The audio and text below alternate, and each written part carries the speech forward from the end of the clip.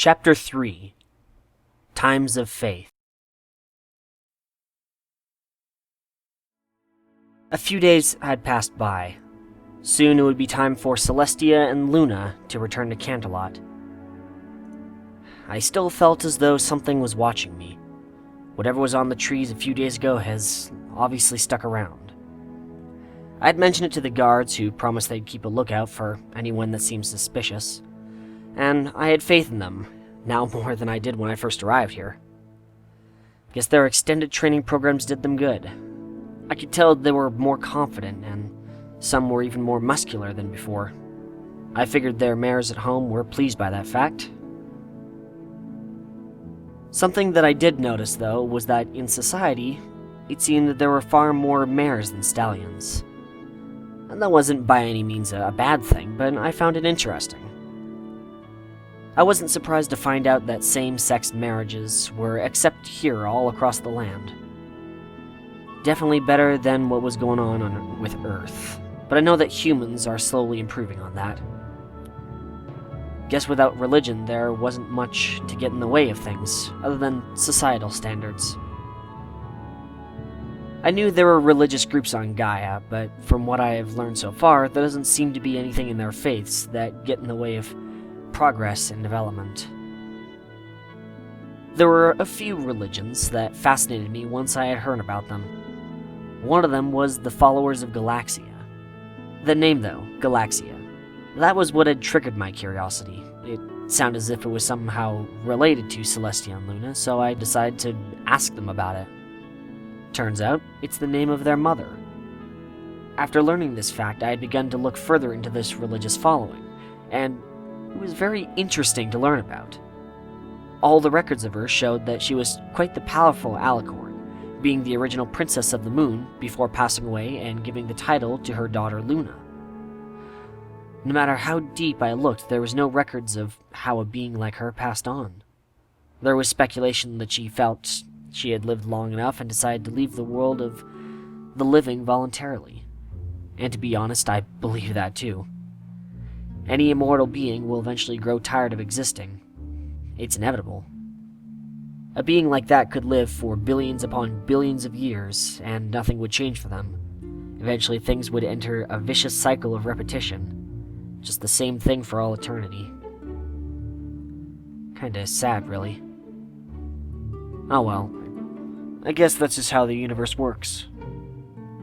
Or in this case, how the multiverse works. I had learned from Celestia that there were many planes of existence, which could be easily reached with the right spells. However, she had told me that this world was sealed off from the multiverse on account of the many powerful evildoers that could enter our world. Yeah, I think I'll just keep far away from anything to do with interdimensional travel for now. I've already went through it and I'm happy with the world I've got right now. Thank you very much. Another one that interested me was a group that seemingly lost through the passage of time and its members far and few. It was oddly named, too, and kind of reminded me of a certain movie franchise back on Earth. The Cult of the Rings. Yeah, I raised a brow at the name the first time, too. Apparently, it was formed by members of a movement known as the Order of Tranquility, which was dissolved after the creation of the cult.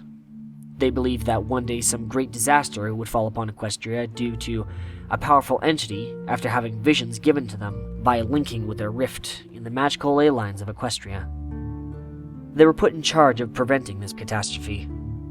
So they crafted 2 magical rings, which were more like wristbands from their size, that would suppress the magical powers of the being wearing them, which would weaken the powerful entity. It seemed as if Celestia herself had supported the group at one time, but as time went on, nothing happened other than the rise of Nightmare Moon that was dealt with using the elements of harmony. So I guess they believed that the great evil was dealt with and moved on. Apparently, a few still worried about it. One of which was one of the cult leaders, a stallion named Vector Lulamoon. He had documented every stage of the cult's development and the events after the group numbers faded, and the visions he kept receiving afterwards. However, I couldn't find the records anywhere. After looking through most of the books again, I found a hidden note stating that the documents were in Vector's journals that were scattered across Equestria. I wasn't up for a fetch quest, so I just left it alone. I had more important things to deal with, like trying to find something to do. Back to the more recent times. As I awaited for Celestia and Luna's return, I had stumbled upon a certain pony that I had been meaning to meet for a while.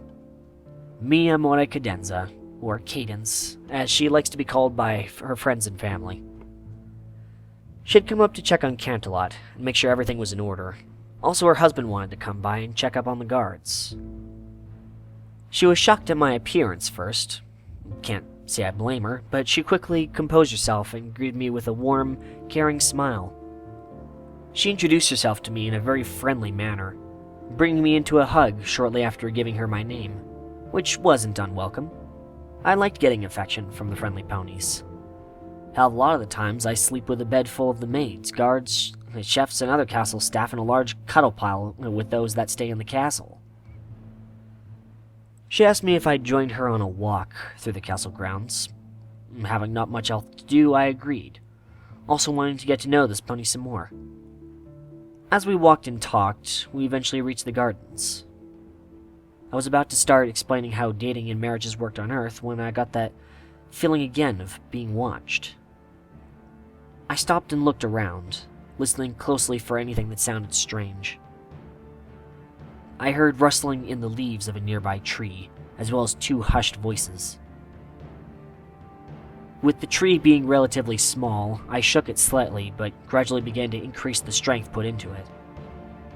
Eventually, I heard two ponies fall out of the leaves and hitting the ground with a very, very quiet thump. I quickly ran around the tree and found the ones who were spying on me and my guest. And I was not expecting what I found.